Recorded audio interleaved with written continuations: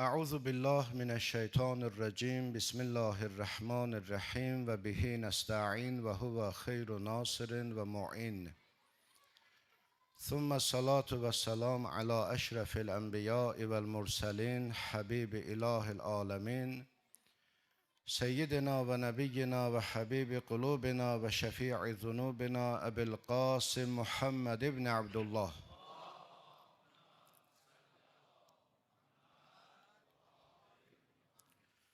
صلى الله عليه وعلى آله الطيبين الطاهرين ولعنة الله على أعدائهم أجمعين من الآن إلى يوم الدين.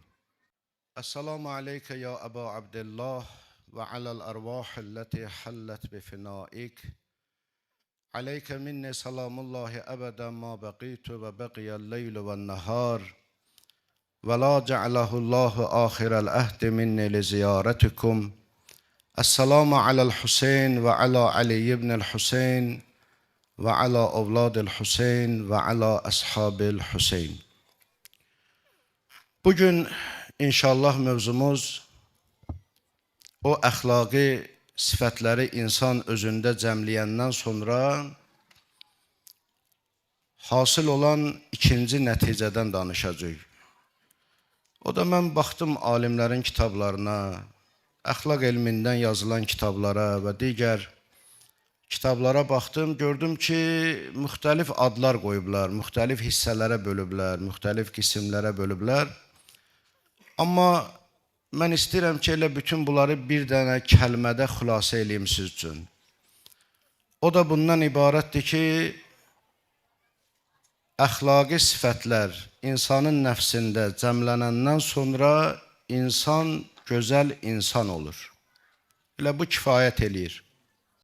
Qeyd elədik ki, əxlaqi sifətlərlə əgər insan sifətlənsə, elə onun adıdır gözəl insan. Çünki çox gözəl, o qədər gözəl mövzudur ki, elə əslində yaradılış hədəfi budur. Yəni Allah bizi buna görə yaradıb. Hansı peşənin sahibi olursan ol, hansı işin sahibi olursan ol, bu məclisə gəl ya gəlmə, fərq eləməz. Yəni, nəticə budur. Hamı bunu bilməlidir ki, Allah bizi niyə yaradıb, niyə xəlq eləyib. Allah bizi yaradıb, bizə ünvan verib, ad verib, insan. Amma yeganə yaradılış insandır ki, onun iki cür olma şansı var. Yəni, yaxşı insan, pis insan, gözəl insan, pis insan. Bu insana aiddir, qalan başqa heç bir yaradılışa aid deyil. Yəni, mələklər bölünmürlər, yaxşı mələk, pis mələk. Hamı yaxşı mələkdir, hamı Allahın əmrindədir, hamı Allahın itaatindədir. Yəf'əlunə mə yumarun. Allah Quranda deyir ki, onlara nə əmr olunur, onlar onu eləyirlər, onlar əmrdən çıxmırlar. Və yaxud ağaclar, bitkilər, hətta üzr istəyirəm sizdən başqa canlılar, onlar yaxşısı, pisi yoxdur, elə necə yaranıblar elədir. Mən hərdən deyirəm məclislərdə, söhbətlərimdə, məsələn, görürsən ki, əgər baxsız, maraqlansız görərsiniz ki, Adəm əleyhissalamın dövründə timsah necə idisə, elə indi də elədir. O vaxtı nə yiyirdi, yenə onu yiyir. Məsələn, necə idisə xasiyyəti, yenə də odur. Heç dəyişilmir. Məsələn, günlərin birində olacaq yaxşı timsah, pis timsah yox. Yəni, Allah onu o cür yaradı və o cür olmağa da məhkumdur. Bütün yaradılışlar belədir, əzizlərim, yadınızda qalsın. Yeganə insandır ki, əlbəttə insandan başqa məxluq da var, amma o bizə aid deyil də. Bizim danışırıq yer üzərində və aşkarda, zahirdə yaşayanlardan. Bir insandır ki, onun yaxşı və pisi var. Yəni, yaxşı da ola bilir, pis də ola bilir. Bu necəlikdə Allah Teala ona ixtiyar verib, insana ixtiyar verib. Ona görə siz Quran-ı Kərimə baxsınız, Quran-ı Kərimin heç bir ayəsində mələkləri məzəmmət eləyən ayə görə bilmərsiniz. Heç bir ayəsində. Niyə? Bayaq dediyimə görə. Çünki onun yaxşısı və pisi yoxdur ki, məzəmmət olunsun. Və yaxud hər hansı bir yaradılışı Allah pisləsin ya tərif. Yox, belə bir şey yoxdur. Yeganə insandır ki, Allah Teala Quran-ı Kərimdə bəzən ayələrdə insan barəsində elə danışır ki, deyirsən ki, bu doğrudan da insana aiddir bu sözlər. Məsələn, وَلَقَدْ كَرَّمْنَا بَنِي Adəm. Biz Adəm övladın ləyaqətli elədik, kəramətli elədik, əziz elədik. Və yaxud لَقَدْ خَلَقْنَا الْإِنسَانَ فِي أَحْسَنِ تَقْوِيمٍ. Biz insanı gözəl biçimdə yaratdı, gözəl təqvimdə yaratdı, gözəl surətdə yaratdı. Əlbəttə surət tərcüməsi ilə mən razı deyirəm, amma məşhur bu cürdür. Gözəl təqvimdə yaratdı, gözəl biçimdə yaratdı. Amma yenə həmən insandır ki, onun barəsi və yaxud inni cailun fil ardı xəlifə, mən yer üzərində xəlifəmi qərar verirəm, təyin edirəm. İnsanı yaradan da Allah deyir. Amma bunun müqabilində insan barəsində elə məzəmmətli ayələr var ki, deyirsən, ilahi, bu ayələr də görəsən insan üçündür. Ulaikə kəl-ən'am, onlar digər canlılar kimidir, onların qulağı var, eşitmirlər, onların gözləri var, görmirlər, onların ağılları var, dərk eləmirlər.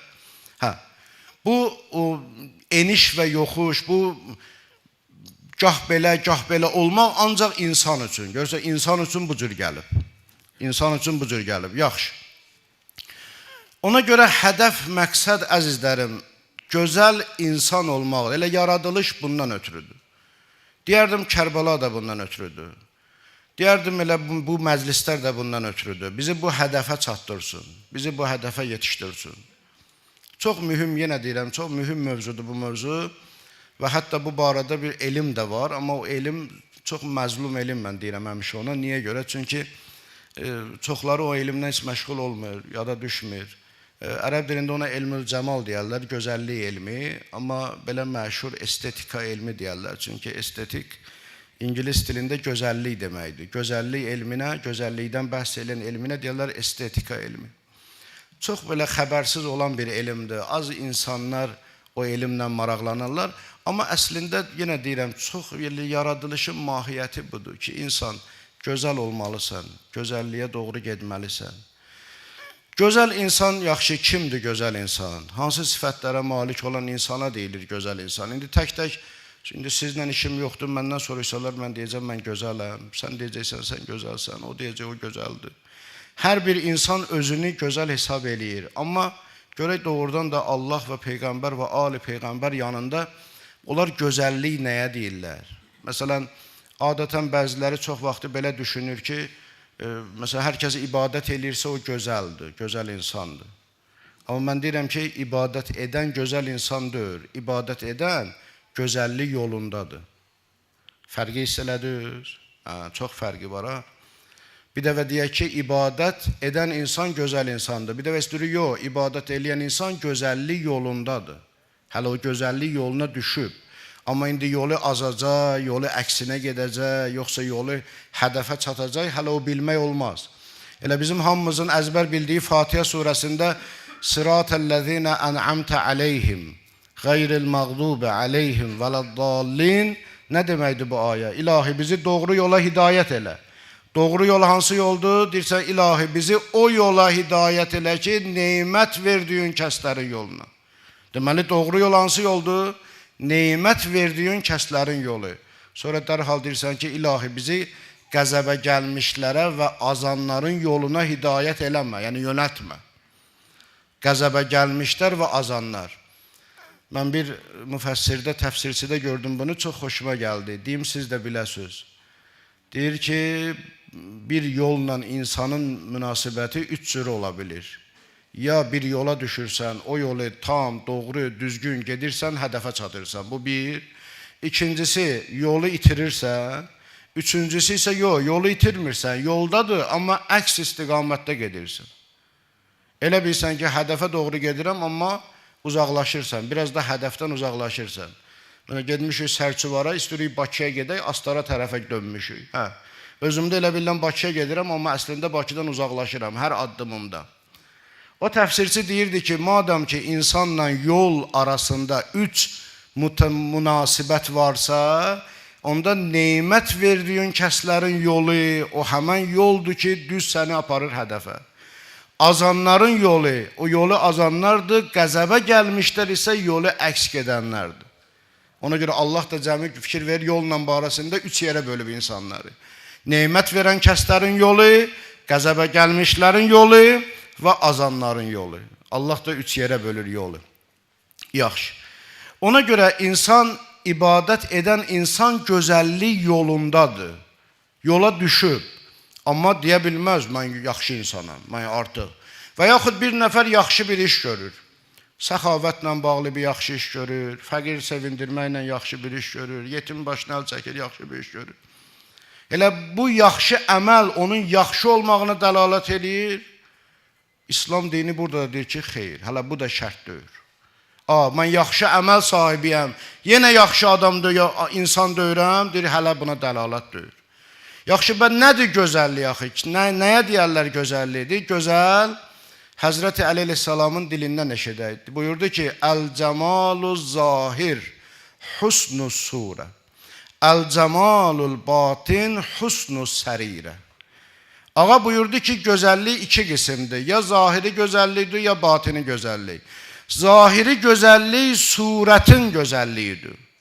Surətin gözəlliyi. Yəni bir insana işlətsək əgər, məsələn, indi əlbəttə bu təbiətin gözəlliyi falan, bunlar aydın olduğuna görə biz o mövzuda söhbət eləmirik. Söhbət burada insandan gedir.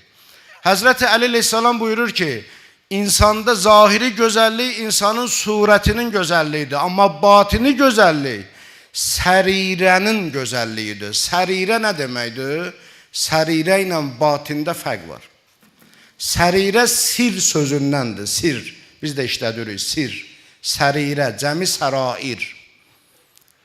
İnsanın bir batini var, bir sərirəsi var. Bunlar fərqli-fərqlidir.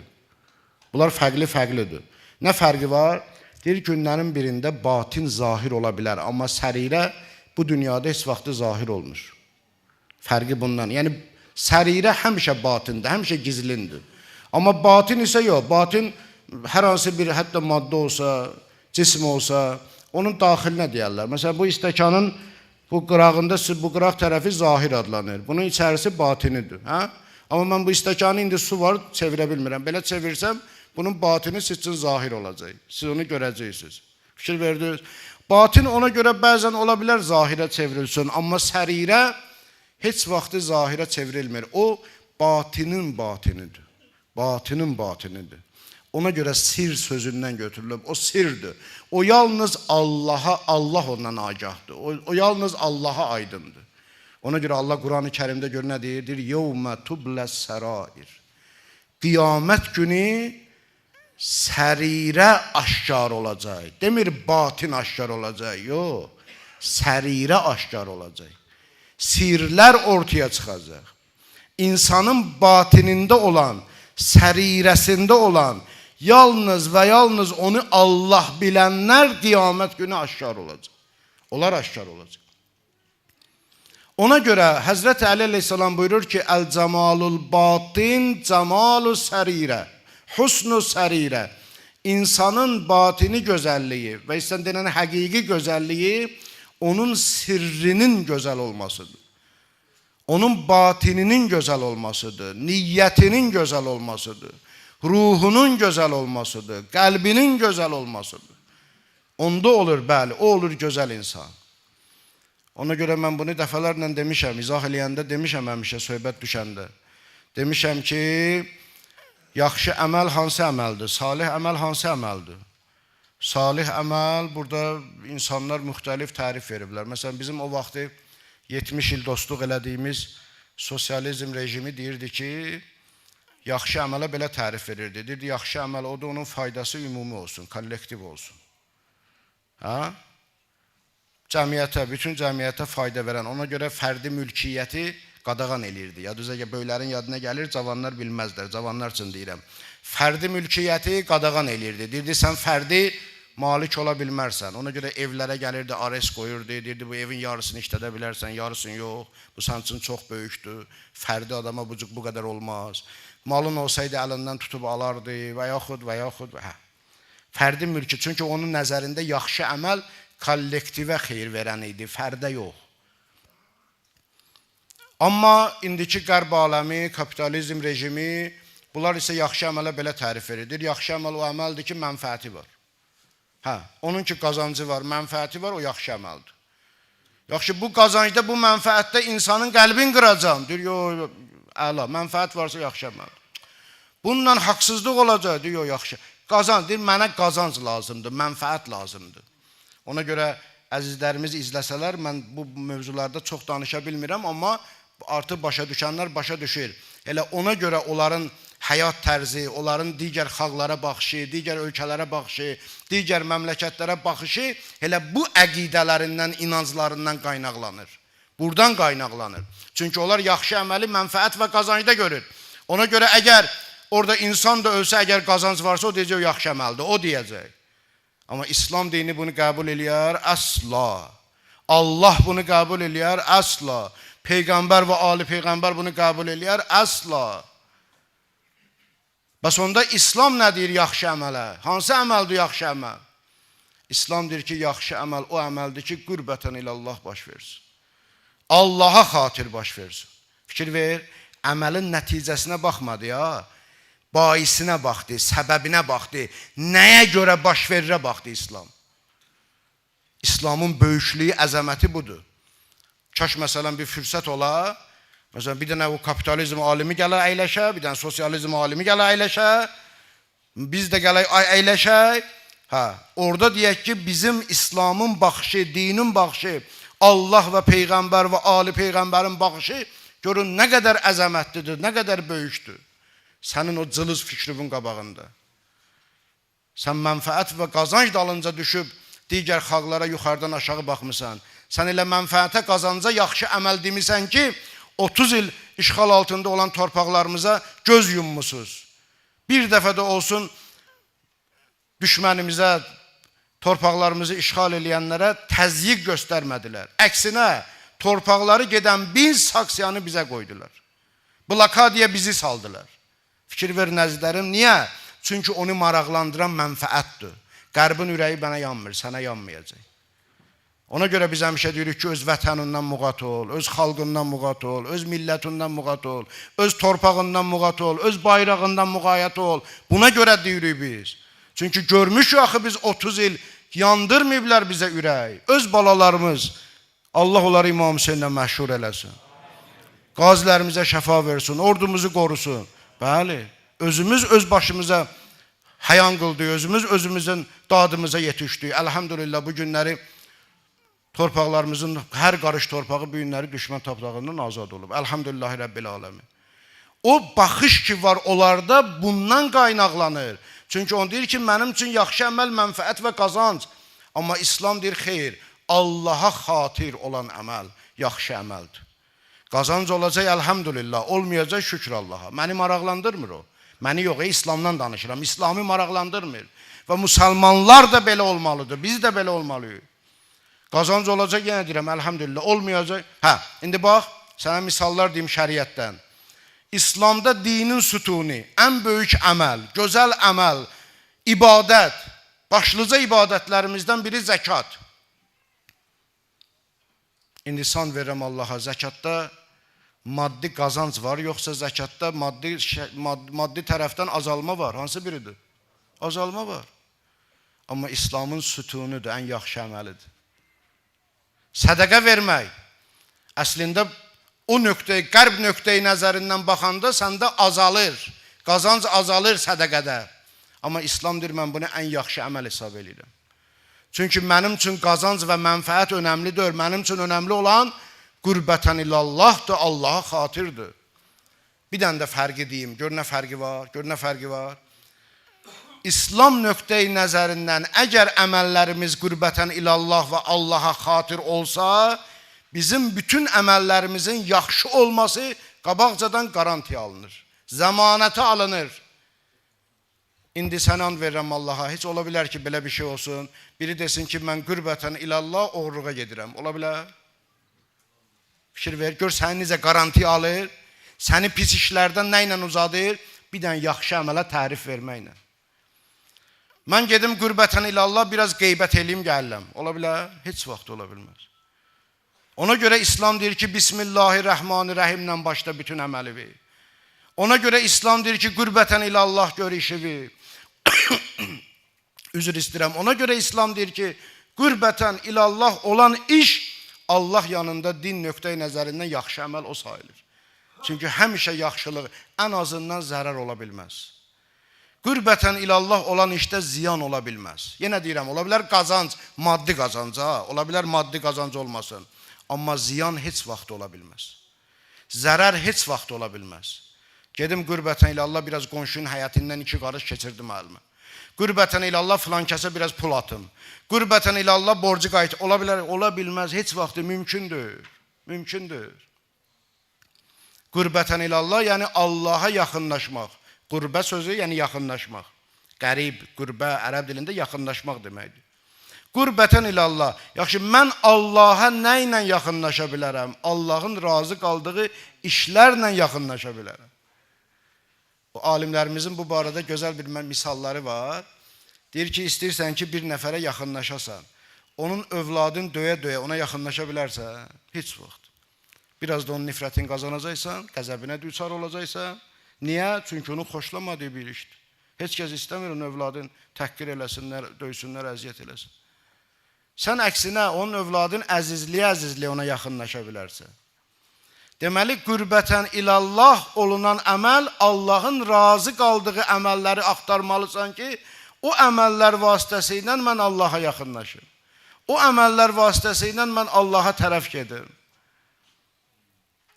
Ona görə bax, Peyğəmbər və Ali Peyğəmbərin sevgisi də ona görə bizə vacib olub, ya düzdə qalsın. Çünki Allah onları sevir, biz onları sevəndə Allaha yaxınlaşırıq. Ona görə ziyarət-i Aşurada nə oxursunuz? Ziyarət-i Aşuranın bir dənə cümləsi. Deyirsən ki, İlahi inni ətəqarrabu iləykə bimuvalati nəbiyyikə. İlahi, mən sənə yaxınlaşıram Peyğəmbəri mövla bilməklə. Mən sənə yaxınlaşıram İmam Hüseyni mövla bilməklə. Mən sənə yaxınlaşıram Peyğəmbər və Ali Peyğəmbərin sevgisi ilə. Çünki onlar sənin üçün əzizdir. Əhəbbəllahu mən əhəbbə Hüseynə. Həzrəti Rasulullah buyurdu ki, Allah Hüseyni sevəni sevir. Allah Hüseyni sevəni sevir. Niyə? Çünki onu Allah özü də sevir. Allahın sevdiyin sevsin, Allahın sevgisinə sənə şamil olacaq. Yaxşı, sözümüz nədədir əzizlərimiz? Sözümüz bundadır. Deməli, Həzrəti Əli əleyhissalamın kəlamına əsasən, batini gözəllik, həqiqi gözəllik nədir? Husn-u sərirə. İnsanın daxili, batini, niyyəti gözəlləşir. Niyyəti olur qürbətən ilallah. Niyyəti olur Allaha xatir. Necə yetişirik buna? Əxlaqi sifətlərlə. Necə yetişirik buna? Düşünməklə, təfəkkürlə, əxlaqi məsələlərlə. Bax, İmam Hüseyn əleyhissalamın Kərbəla məktəbi bizi gətirir həmən. Bir də əsasən də o Kərbalada cəm olub həmən gözəllər. 72 gözəl, zamanələrinin ən gözəli, ən gözəli. Kaş vaxt olaydı, yoxdur vaxt. Mən düzdür, hamısından onların tərcümə halı gəlməyib. Onların barəsində çox az. Bəzi məsələn şəhid var ki, Kərbəla şəhidi, onun barəsində rical kitabları, tarix kitabları ilə bir kəlmə yazıblar. Yazıblar ki, filankəs oğlu filankəs, məsələn, indi meydana getdi. Ətraflı onun barəsində tapmaq olmur. Amma bəzilər var, onların barəsində ətraflı məlumat var. Kaş vaxt olaydı, o bütün Kərbəla şəhidlərinin bir-bir, indi hansının barəsində geniş tarixdə yoxdur, adını deyərdik. Hansının ki, tarixdə onun barəsində var, onu danışaydıq sizə. Baxaydınız onların həyat tərzi. Yəni, onlar elə belə qismət olmayıb, onlara gəlib İmam Hüseyn əleyhissalamın yanında şəhid olmaq. Və qiyamətə qədər onların adları yaşamaq. Bu, boş yerə yaranmayıb. Özdə maraqlı da orasındadır ki, o şəhidlərin içərisində 4 nəfəri İmam Hüseyn əleyhissalamla Aşuraya qədər eyni inancda olmayıblar. Fikir verirsiniz. Bu da böyük bir dənə dərsdir bizə. Onlardan biri Zuheyr ibn-i Qeyndir ki, tarixdir Kana Osmaniyyül Hava. Yəni 3-cü xəlifənin ardıcıllarından idi, onu sevənlərdən idi. Aşuraya bir neçə gün qalmış Zuheyr ibn-i Qeyn gəldi, İmam Hüseynə qoşuldu və hətta sol cinah sərgərdəsi oldu. Sağ cinahı İmam Hüseyn Həbibə tapşırdı, Həbibin məzahirə, solu Zuheyr ibn-i Qeynə tapşırdı. Mərkəzdə bayrağı Əbülfəzl Abbasa verdi. Gör hansı məqama gəldi, Zuheyr ibn-i Qeyn. Amma Aşuradan bir neçə günə qədər Osmaniyyül Hava barəsində tarix belə yazır. Vəhəb, dünənləri, ya bir neçə gün bundan qabaq onun adını çəkdim. anasından danışanda. Aşuradan bir neçə günə qabağa qədər xristiyan idi. İslamı qəbul elədi, İmam Hüseynə qoşuldu, gəl. Və iki qardaş da var, onların adları indi yadımdan çıxıb, kim istəsə sonra deyərəm. İki qardaş da var ki, onlar Aşuradan bir neçə gün qabağa qədər xəvaric olublar. Xəvaric. Yəni, vaxtında Həzrət Əliyə qarşı çıxan. Onlar da gəlib həmən 72 şühədəyə qoşulur. Onlardan biri də Hürdür ki, Aşura gününə qədər İbn Ziyadın qoşununun sərgərdəsidir. Bəni Ümeyyənin tərəfindən, onlar tərəfindən qoşun sərgərdəsidir. Kərbalaya da gəlib bilirsiniz Hürri, İmam Hüseynin birinci qabağını kəsir. Bu özü də böyük bir dənə dərsdir bizə ki, hələ bilmək olmur kimin aqibəti necə olacaq. Allah bizim aqibətimizi xeyirli eləsin. Bizi son nəfəsimizə qədər İmam Hüseyndən ayrı salmasın. Bizi son nəfəsimizə qədər Məhəmməd və Ali Məhəmmədin məhəbbətindən ayrı salmasın. Bir salavat deyə inşallah.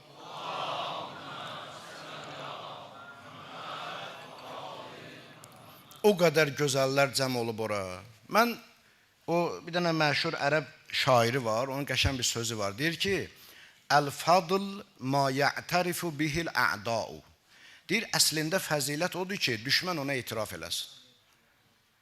Yaxşı sözdür, hə? Əslində fəzilət odur ki, düşmən ona belə etiraf eləsin. Yəni, o qədər bu insanda fəzilət var, üstünlük var, ona qarşı çıxan belə o fəziləti, o üstünlüyü inkar eləyə bilmir. Qarşı çıxır ona, nəyəsə görə. İndi həvai nəfsə görə, dünyaya görə, istəyə görə qarşı çıxır ona. Amma sonuçda gəlsin, soruşsun ki, bu qarşı çıxdı, onun adam necə adamdır? Deyəcək, valla onun mərdliyinə söz yoxdur, onun qeyrətinə söz yoxdur, onun elminə söz yoxdur, onun. Ona görə deyir ki, Əl-fadlu ma ya'tarifu bihil a'da'u. Ona görə mən bu günləri Kərbəla şəhidlərinin gözəlliyi barədə onlarla Kərbəla meydanında döyüşənlərin bir başçılarından birinin sözünü deyirəm sənə. Kimdir bu? Əmr ibn Həccacül Zübeydi. Gör nə deyir onların barəsində? Deyir ki, Veyləkum, vay olsun sizə, elə öz dəstəsinə deyir, əskərlərinə. Vay olsun sizə, ya huməqa. Ey ağıldan az olanlar.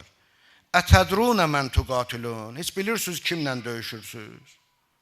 Yəni bunlar bilirsiniz kimlərdir? Bunlar sizin qarşınızda olanlar. İnnəmə tuqatilun. Siz yalnız və yalnız döyüşürsünüz. 3 dənə sifət deyir. Fursanəl Misr. Məmləkətin cəngavərləri ilə. Və əhlül bəsair. Bəsirət əhəlləri ilə. Və qovmən müstəmitin.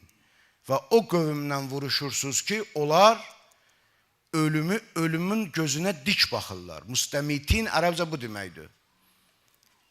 Yəni, ölüm zərrə qədər onları qorxutmur. Ölüm zərrə qədər ölüm üçün onlar narahat deyirlər. Siz belə bir qövmlə vuruşursunuz. Bəli, bu elə İmam Hüseyin əleyhissalamın Mədinədən çıxanda dediyi o məşhur sözdür ki, buyurdu ki, Əla və mən kanə bazilən finə muhcətəh.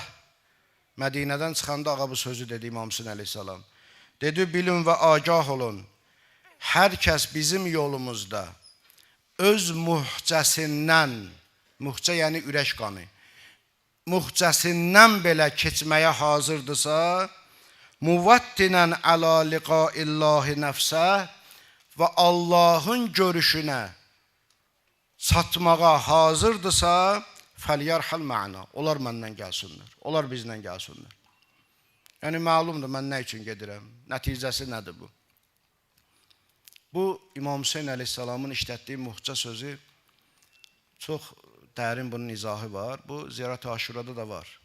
Ziyarət-i Aşura oxuyanlar bilirlər. O Ziyarət-i Aşuranı oxuyanda sonunda səcdəyə gedirsən, o səcdədə oxulan balaca hissə ki var, orada bir cümlə var ki, Allahümme erzuqni şəfaətəl Hüseyin və əshabilləzinə bəzəlu muhəcəhum dunəl Hüseyin əleyhissalam. Yəni, ey Allah, mənə İmam Hüseynin şəfaatini nəsib elə və mənə İmam Hüseyin əleyhissalamın əshabının şəfaatini nəsib elə, sonra onlara sifət deyir. Deyir, O İmam Hüseynin əshabı ki, öz muhcələrin, öz ürək qanların İmam Hüseyn uğrunda verdilər. Mən bilirdim bu muhcə sözü, çünki ərəb dilində lüğətə baxmışdım o vaxtı. Görmüşdüm ki, muhcə yəni yazılıb dəmül qəlb, ürək qanı. Amma bu ürək qanı nədir, mən bunu bilmirdim, izahın. Mən bir əziz qardaşım var, alim, ruhani qardaşım. Ondan eşitdim bu izahı, çox xoşuma gəldi. Ora qədər bilmirdim. Dedi ki, o da yaxşı izah elədi. Çünki əskərlərimizin yanında çox olmuşdu, yaralıların yanında çox olmuşdu. Dedi, bir insan ki, yaralananda, o görmüşsünüz də, çalışarlar ki, həmişə yaranı üstün bastırsınlar ki, qan çox getməsin. Çatdıra bilsinlər o yardıma qədər. Deyir, onu niyə eləyirlər? Çünki o damar ki, insanda yaralandı, qan başlayır axmağa. Çünki ürək vurur axı. Ürək vurduğuna görə, indi adi halda o qan dövr edir elə insanın öz bədənində. Amma bir yerdə damar açıq olanda həmən qan başlayır bədəndən qırağa çıxmaya. O qədər çıxır, axırda ürəkdə bir hissə qan qalır ki, daha onu ürəyin gücü çatmır onu vurmaya bayıra. Daha orada insan dünyasını dəyişir. O ürək qanı deməmiş ki, həmən o ürəkdə qalan qana deyərmişdir. Ona deyirlər. Gör İmam Hüseyn nə deyir? Kim o ürəyində o qalan qan var ha, muhcə. Onu da bizə qurban vermək, onu da bu yolda, Allah yolunda verməyə hazırdırsa, onlar gəlsinlər. İndi gör Kərbalaya kimlər cəm olub? Hansı insanlar cəm olub? Bir-birindən gözəl, bir-birindən gözəl. Onlardan nümunə çəksəm çox olar, vaxt çox getdi. Amma elə bir dənə orada xanımdan nümunə gətirim. Xanımdan nümunə gətirim. Vəhəbin xanımı. Çünki Vəhəb, xanımı, anası, onlar üçü də İmam Hüseynə qoşuldular yolda. Üçü də. Birlikdə gəldilər. Vəhəb növbə çatdı meydana getməyə. Yoldaşı ona dedi ki, cavan gəlindir, bir neçə günün xanımındır. Dedi ki, Vəhəb, mən sənə get meydana. Amma getməmişdən qabaq mənim bir şərtim var ki, onu gərək İmam Hüseyn əleyhissalamın yanında deyim. Dedi, gedə İmam Hüseyn əleyhissalamın yanına. Gəldilər. Vəhəb utana-utana, həya ilə dedi ki, ağam, Mevlam, Seyyidim, xanımın sizə sözü var. İmam Hüseyn dedi, qızım buyur, sözü verdi. Dedi ki, ağa, Vəhəb ki, indi meydana gedir, mənim bir neçə istəyim var sizdən. Vəhəb biri sizdəndir, amma biri də Vəhəb sənin qabağında söz versin, sonra geçsin. Ağa dedi, buyur qızım, yenə dedi, buyur, eşidirəm. Dedi, mənim Vəhəbdən başqa heç kəsim yoxdur. Ona görə səndən olan xahişim budur. Sən bacın Zeynəbə tapşır ginən ki, Vəhəbdən sonra məni özündən ayrı salmasın. İmam Hüseyn dedi ki, elə belə də olar. Zeynəb səni tək qoymaz, öz balalarından ayırmaz. Dedi, ikinci şərtim budur ki, Vəhəb sənin qabağında şərt söz versin. İndi imana bax. Elə siz də əzizlərim, atalarım, qardaşlarım, əmilərim, balalarım da qulaq assın, bacılarımız, analarımız da qulaq assın. Elə bir günləri bir dən bunu öyrənsək Vəhəbin xanımından bəsdir bizə. Vallahi bəsdir. Dedi, İmam Hüseyn əleyhissalam dedi, qızım buyur. Dedi, Vəhəb sənin qabağında söz versin ki, indi ki o meydana gedir. O ki sənin qabağında şəhid olacaq. O ki Allah ona cənnət əta eləyəcək. O cənnətdə huriləri görüb məni yaddan çıxartmaz.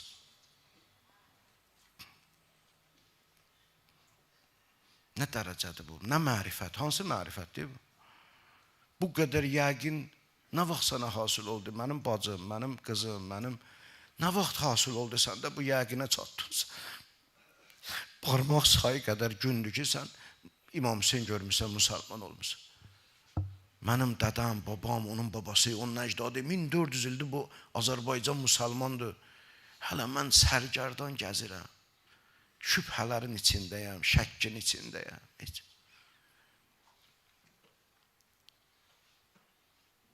Nə vaxtı çatdın, yetişdin bu məqama sən? Bu qədər yəqinə çatdın sən. Vəhəb sənin qabağında şəhid olacaq. Bax, gör nə qədər yəqini var ki, İmam Hüseynin qabağında, yəni yolun haqq bilən bilir ki, mən şəhidəm. Yolun haqlığına sənin zərrə qədər şübhən olsa, sən heç vaxtı şəhidliyə bu cür yapışmarsan. Bu bir dən yəqin. İkinci yəqin. Şəhiddirsə 100% cənnətdəydi. Bu ikinci yəqin. 100% cənnətdəydisə üçüncü yəqin. Cənnət neymətlərinin içərisində huru da var. O da nəsib olacaq cənnət əhlinə. Söz versin ki, onları görüb məni yaddan çıxartmayacaq. Məqam. Yenə deyirəm, bircə bu dərsdir. İndi orada Kərbalada bunun nümunələri inşallah sabah gecə Allahın izni ilə danışaram. O gözəl nümunələrdən danışaram ki, baxa görək gözəl insan. Füzuli babamız da görün oyun çıxardı. Nə qəşəng, Allah onu rəhmət eləsin. Kərbaladan kitab yazıb, adı nə qoysa yaxşıdır? Hədiqətü Suəda. Xoşbəxtlərin bağı. Sözə bax.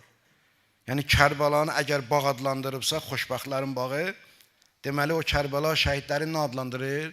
Xoşbəxtlər. Xoşbəxtlər. Başdan ayağa doğrudan da elə orada xoşbəxtdirlər. Başdan ayağa gözəllikdir. Orada nümunələrin inşallah sabah deyərəm sizə, Allahın izni ilə. Amma bu günləri istəyirəm ki, hamılıqla üst tutaq Şam müsibətinə. Ora təvəssül aparıb, təvəssül eləyək. Əgər imkan varsa, mən bilmirəm bu işıqları, çöldəki işıqları hara qoşmusunuz? Qardaşlar, əgər imkan varsa, asandırsa, məclis pozulmayacaqsa, bir 10-15 dəqiqəlik onları söndürək, sinə vuranda yandırarıq. Çünki mən bilirəm, bax, bu gecəki məclis elə bir məclisdir ki, adam var 1 il gözləyir bu məclisi. Yəni, mən bunu bilirəm, nə deyirəm də. Elə sizin öz içinizdə adam var ki, 1 ildir ki, haçan gələn Məhərrəm gələr, Həzrət-i Rüqəyyə gecəsi olar. Mən həmən gecə xanım Rüqəyyə təvəssül eləyərəm. Ona görə bu gecə istəyirəm ki, elə hamımız ürəyimizi boşaldaq. Xanım Rüqəyyə, Allah rəhmət eləsin Munzəvini.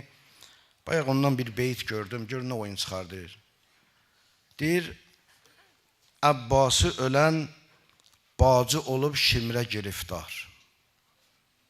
Hardan tapırlar bu sözləri, mən bilmirəm. Əbbası ölən bacı olub şimrə giriftar. Bir zaman Əbbas kimi bir qardaş qoruyur xanım Zeynəbi, indi isə şimrə əsir düşür. Əbbası ölən bacı olub şimrə giriftar, bax bir fələkin gərdişinə gör nələr eylər. Bir qız dolana daima Əkbər qucağında. Bir qız dolana daimən Əkbər qucağında neylər görə şimri ilə fələk həmsəfər eylər. Əli Əkbərin qucağında böyüyən Rüqəyyə indi Şimirlə səfərə çıxıb, Şam səfərinə. Zəcirdən səfərə çıxıb. Xuli ilə səfərə çıxıb.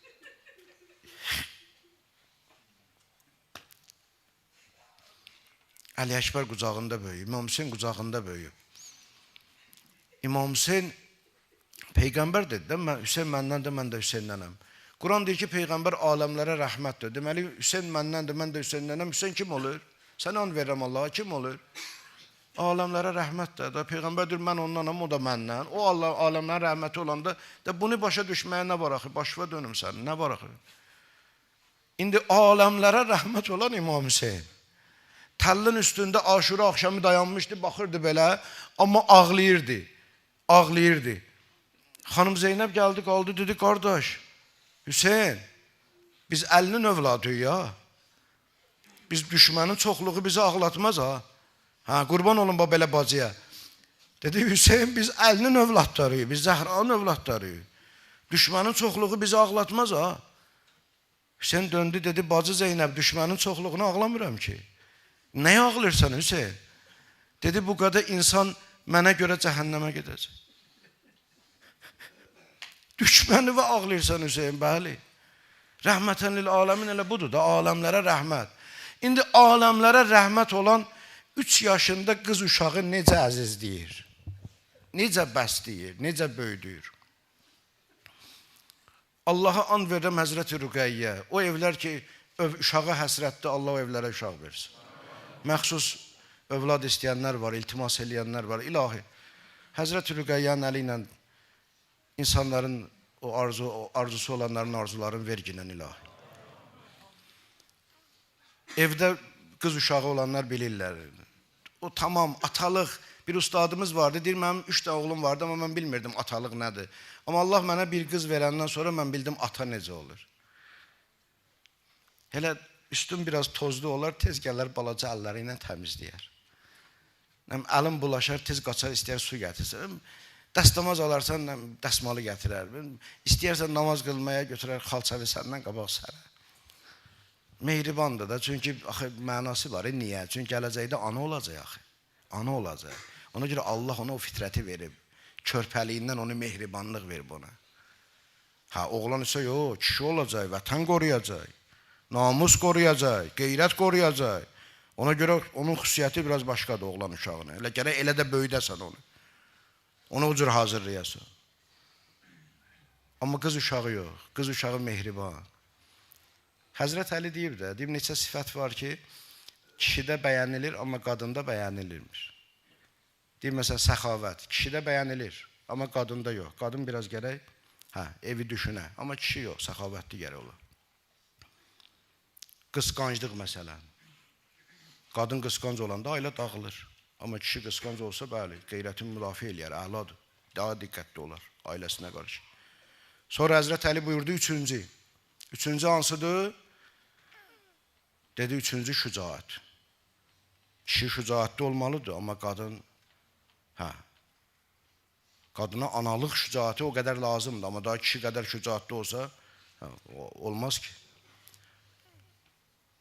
Ona görə Allah o uşaqlıqdan verib ona xüsusiyyəti.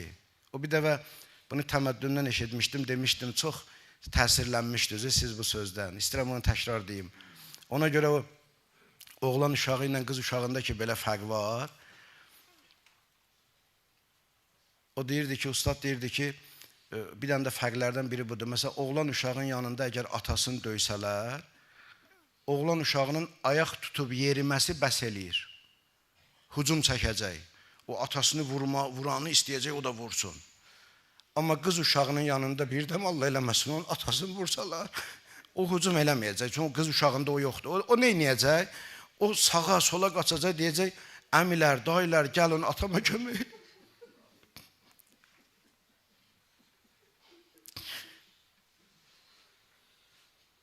İndi Həzrət Rüqəyyənin yanında İmam Hüseyin. Rüqəyyə də baxır sağa, sola. İstəyir kömək çağırsın, kimi çağırsın.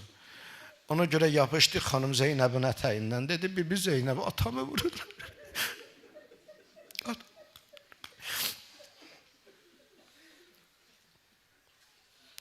İnşallah xanım Rüqəyyənin barəsində söz çoxdur. Söz çoxdur. Dedim, mən yuxuda atasını gördü.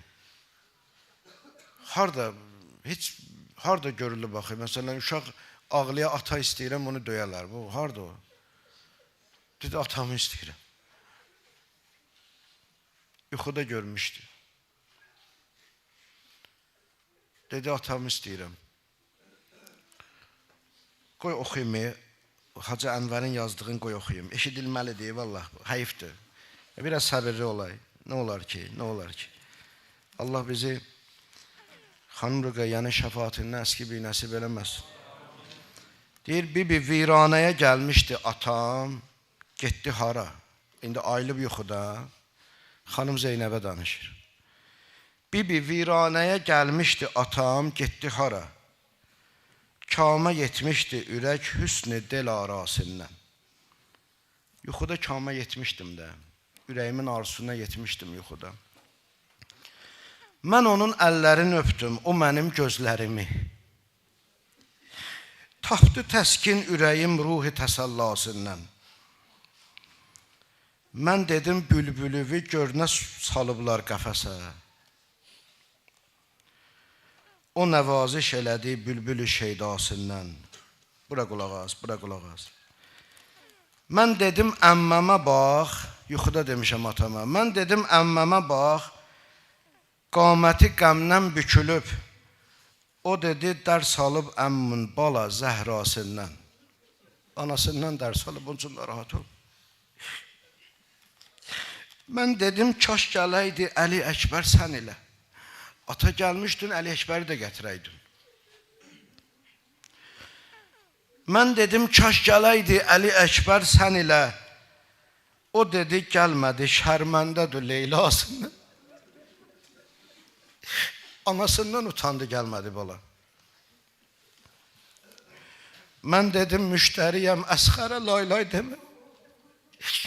Əsxəri də gətirəydin. Ata ona laylay demək istəyirəm, axı darıxmışım. Mən dedim müştəriyəm, Əsxərə laylay deməyə. Yuxluyubdu, yəni yatıbdı. O dedi Fatimə laylasından. Dedi Əli Əsxəri ona görə gətirməmişəm ki, nənəsi Fatimə laylaydır, cənnətdə yatır.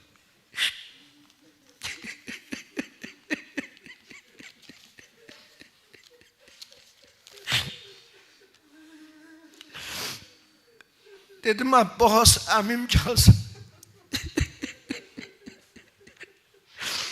Dedim Abbas əmim gəlsə dolanla başına. Dedi ümmüdüvü kəs. Haşimi səqqasından. Dedi kızım Abbas'ın gəlməyindən ümidimi kəs.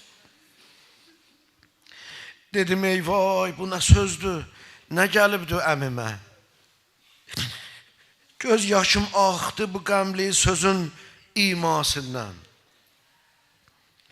Aldı ağuşa məni, gördü ki ağlayıram. Yuxuda aldı ağuşa məni, boynuma saldı kolunu. Kurtararsan dedi az ömrünün izasından. Dedi bu az ömrün əziyyətindən kurtararsan bala, narahat olma. Kurtardı. Elə bu yuxudan sonraydı. Bu sözləri demişdi, hamı ağladı. Ağlamaq səsi ucaldı. Nalə ucaldı. Yezid dedi ki, nə ağlamaq səsidir? Dedilər ki, Hüseynin bir balaca kızı var, atasını istəyir. Dedi, aparın başını verin ona. Qoydular İmam Hüseyin Aleyhisselamın başını bir də. Üstündə örtü ilə örtdülər. Gətirdilər o viraniyə, o xərabiyə. Qoydular Rüqəyyənin qabağına. Bu 3 yaşlı bala baxdı təbəqə. Örtüyü var axı. Baxdı təbəqə, döndü bibisi Zeynəbə. Dedi, əmmə, mən yemək istəmədim. Mən təam istəmədim, mən su istəmədim. Mən atamı istədim. Açdılar örtüyü. İndi nə olar ilahi, nə olar? Amma gör o 3 yaşlı bala neynədi? Aldı İmam Hüseyin Aleyhisselamın o kəsilmiş başın qucağına.